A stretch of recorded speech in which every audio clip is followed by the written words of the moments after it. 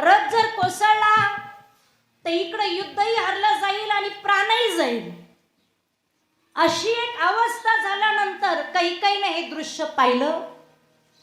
पळत आली कैकेयी. तिनं आपल्या हाताच्या साह्यानं त्या रथाला सहकार्य केलं, मदत केली आणि सांगितलं, स्वामी तुम्ही लढा, काळजी करू नका, युद्ध जिंका.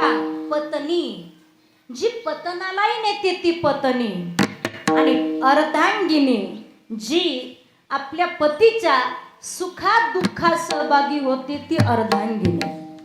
आणि मग स्वामी तुम्ही लढा, युद्ध जिंका. त्यावेळेला खूप आनंद झाला राजा दशरथांना आणि ती युद्ध राजा दशरथ जिंकतात. पण युद्ध जिंकल्यानंतर शेवटी कैकेयीला म्हणतात, कैकेयी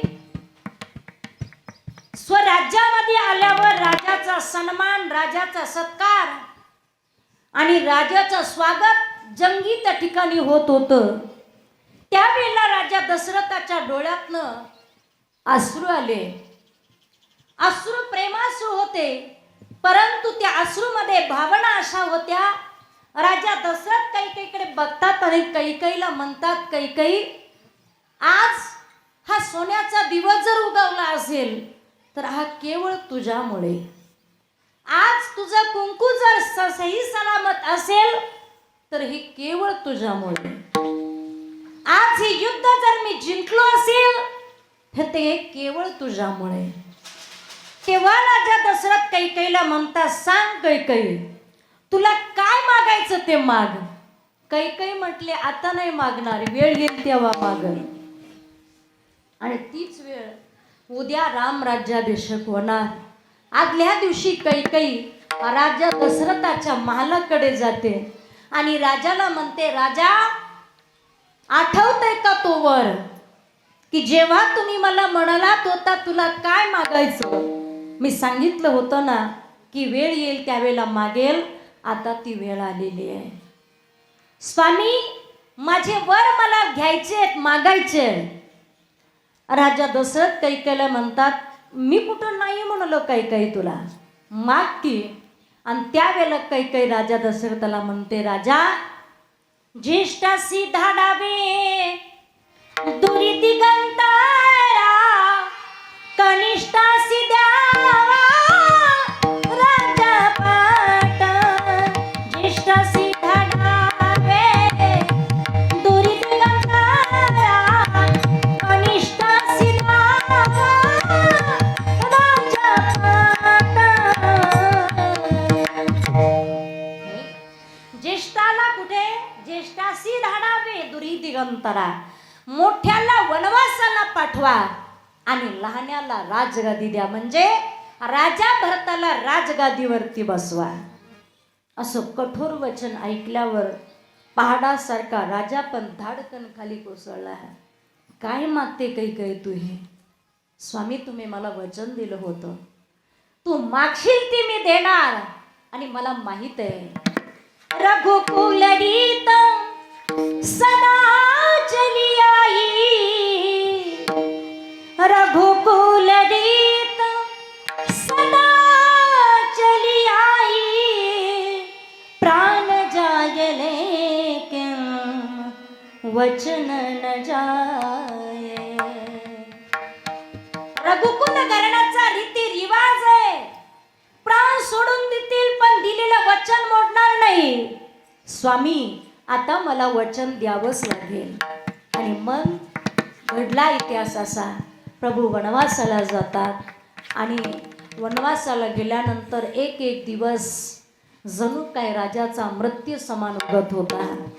जो मुलगा राजगादीवरती बसणार तो मुलगा आज वल्कले घालून वनवासाला जातोय, ती सून वनवासाला जाते. दुःख होतंय.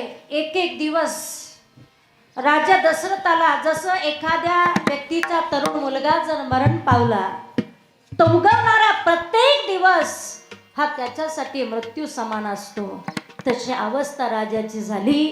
आणि एक दिवस राजा दशरथाच्या जीवनामध्ये असा दुर्भागी उगवतो, असा दुर्भागी उगवतो की राजा राम राम म्हणता आपला देह सोडतात. शाप होता माहिती आहे ना तुम्हाला, श्रावण बाळाचा. आणि म्हणून जिवंत आहे तोपर्यंत कर्ज कुणाचं ठेवायचं नाही. आपल्यावर जे कर्ज आहे ना, समोरचा व्यक्ती आपल्याला काहीतरी शाप देईल असं कधी जगू नका. स्वावलंबी जगा, स्वतःच्या आनंदाने जगा. राजा दशरथाने राम राम म्हणता आपला देह सोडला. ही बातमी प्रभू रामरायापर्यंत पोहोचली, पण येऊ तर शकत नव्हतो का? वचन मी माझ्या पित्याला दिलेलं आहे, वचन मी माझ्या मातेला दिलेलं आहे. मग ते वचन मी कसं मोडायचं?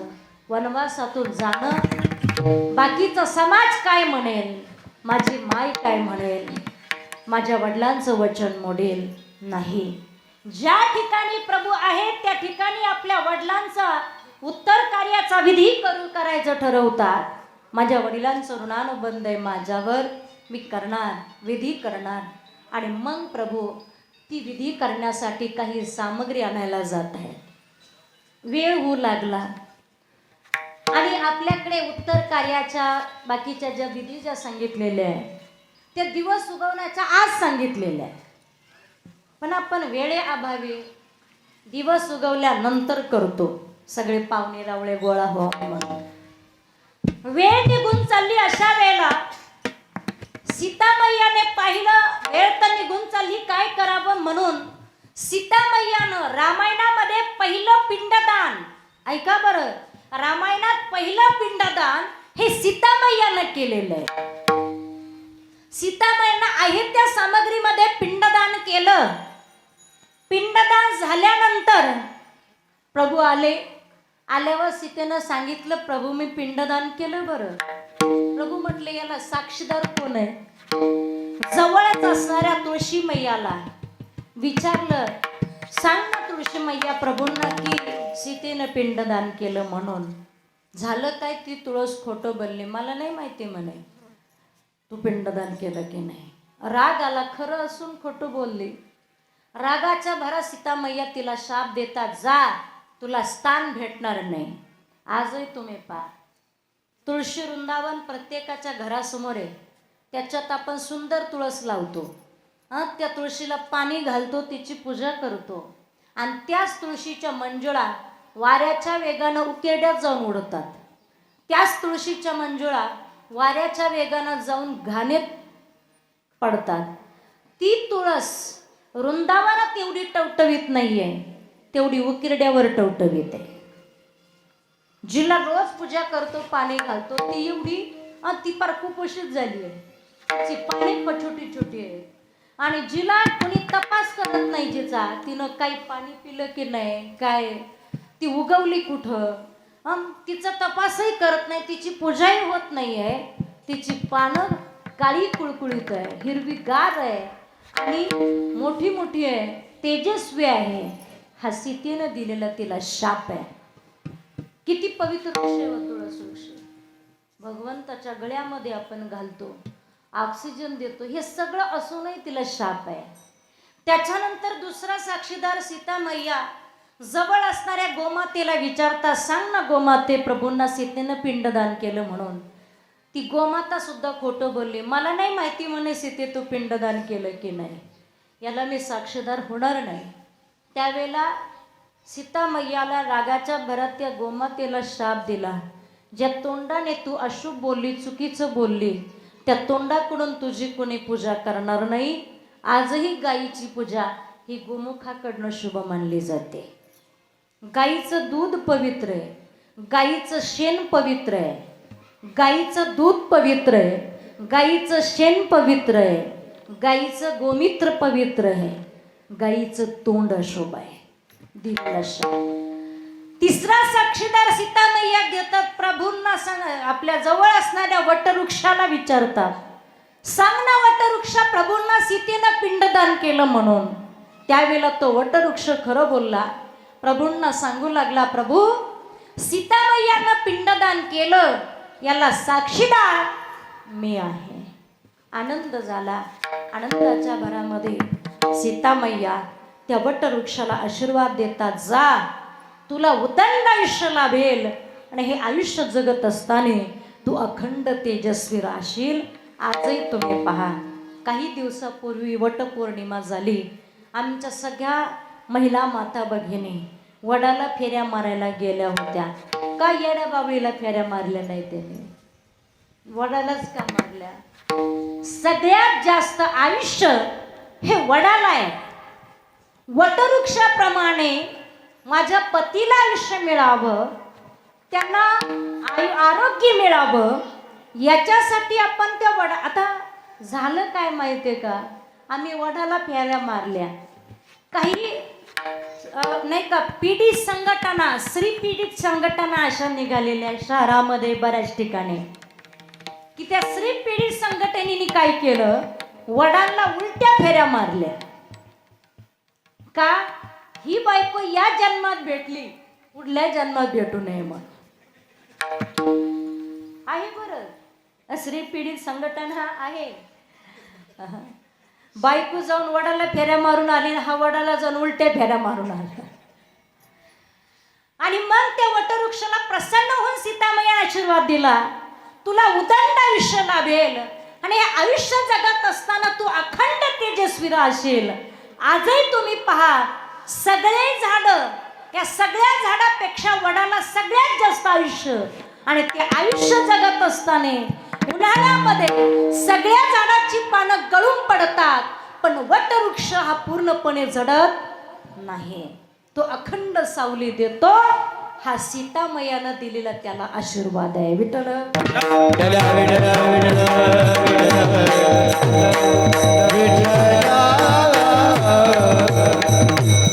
आपला मुद्दा एकच सांगायचा आहे की तुम्ही आम्ही जे पिंडदान करतो किंवा तुम्ही आम्ही जे श्राद्ध करतो, अन्नदान करतो, म्हणजे फार मोठा उपकार करतो असं नाही. हे तुमचं कर्तव्य आहे आणि हे कर्तव्य तुम्ही पार पाडताय. आज तुम्ही तुमचं कर्तव्य केलं, उद्या तुमच्या मुलांना तुमचं कर्तव्य पार पाडावं लागणार आहे. फिटले पितरांचे ऋण माझे झाले गयावर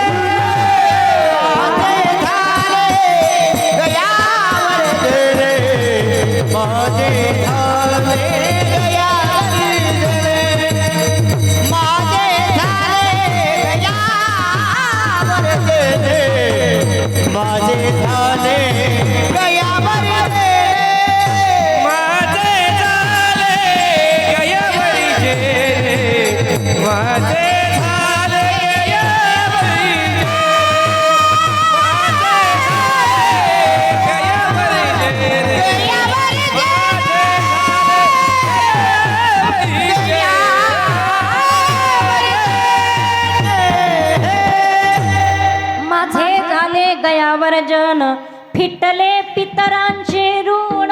तुकोबराय सांगतात बरं, हे तुकोबराय म्हणतात, मी माझ्या माता पित्याच्या ऋणातून मुक्त झालो, मृत्यूलोकामध्ये आलो पण सगळं कर्तव्य पार पडलं. दुर्गा देवीसारखा दुष्काळ पडतो, पत्नी मरण पावते, मुलगा मरण पावतो, आई मरण पावते, एकामागं एक दुःख येतात. पण तुकोबारा एकाही दुःखाला खचत नाही. पण एक दिवस एकांतामध्ये बसल्यानंतर तुकोबारांना आठवण झाली भगवंतानं दिलेल्या वचनाची. आणि मग तुकोबाराय देवाला हाक मारतात प्रथम चरणामध्ये. जायाचे शरीर, जायाचे शरीर, जायाचे शरीर, जाईल क्षणात.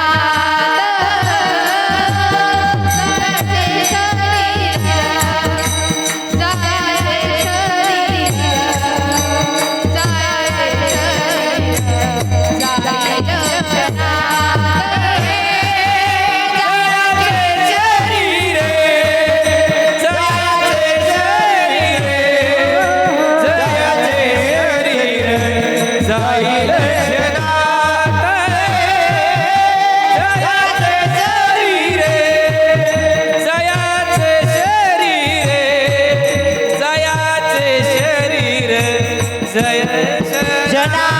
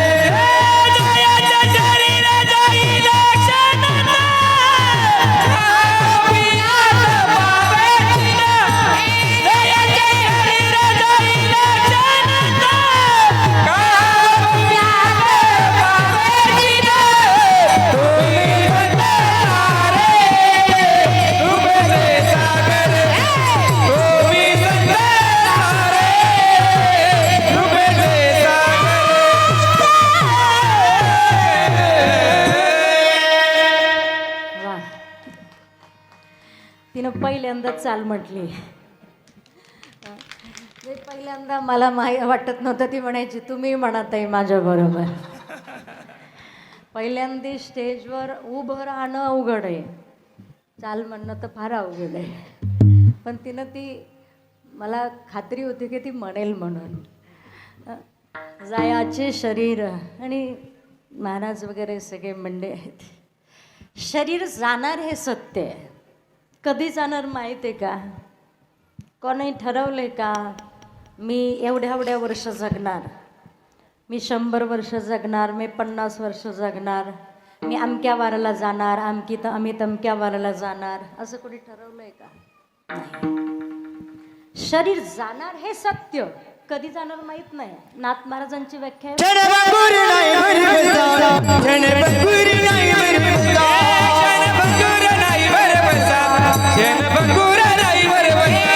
वारे जावद थोडा मायाचा, वारे जावद थोडा मायाचा.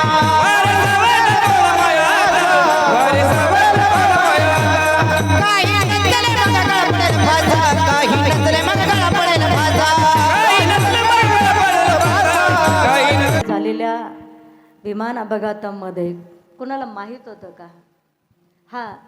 काही वेळेला बसचे अपघात होतात, मोठ्या गाड्यांचे अपघात होतात, पण विमानाचं स्फोट होणं हे बऱ्यापैकी नवल वाटतं नाही. आणि त्याच्यातून प्रवास करणाऱ्या माणसांना असं स्वप्नातही वाटलं नसेल की आपला अपघात होणार, आपण जाणार. क्षणभंगूर नाही भरवसा, वारे सावध मायाशा. नाथ महाराजांनी ओवी सांगितलेले की काळ न पाहे हात, काळ न पाहे घाट, काळ न पाहे हवस, काळ न पाहे दिवस. काळ हाट बघत नाही. हाट म्हणजे बाजार. एखादा माणूस बाजारला गेलाय, बाजार घेऊन घरी निघाला, तेवढ्यात फोन आला, लेक जावे आलेत, काहीतरी गोडधोड घेऊन या, आंब्याचे सीझन आहे, आंबे घेऊन या, पुरणपोळी बनवू. पुन्हा परत गेला, आंबे घेतले, आवडणारं काय काय हो सगळं घेतलं, पिशवीत टाकलं, पिशवी गाडीला टांगली, गाडीवरती बसला, गाडी चालू करणार, तेवढ्यात अचानक अटॅक आला. काळ अपघाताचा संबंध आहे का इथे? नाही. मग एखादा म्हटलं गाडीवर गेला तर अपघात होतो, चला बसनी जाऊ, बसचा होणार नाही का? बसचा अपघात होतो, पायी जाऊ, गाडी उडून देणार नाही का? माणूस सगळ्या गोष्टीला घाबरतो, मृत्यूला घाबरतो. म्हणण्यापुरतं वैराग्य धारण करतात लोक स्मशानात गेल्यावर. नाही, स्मशानात गेल्यावर म्हातारी माणसं म्हणतात ना, चांगल्या चांगल्याला नेतो पण आमच्या पाहत नाही. आणि जेव्हा पाहिलं तेव्हा राहवत नाही. मग पोराला शिव्या देतं, लवकर उचल दवाखान्यात म्हणून. हे वैराग्य हे तात्पुरतं येतं आमचं. मोबाईल बंद करा ते.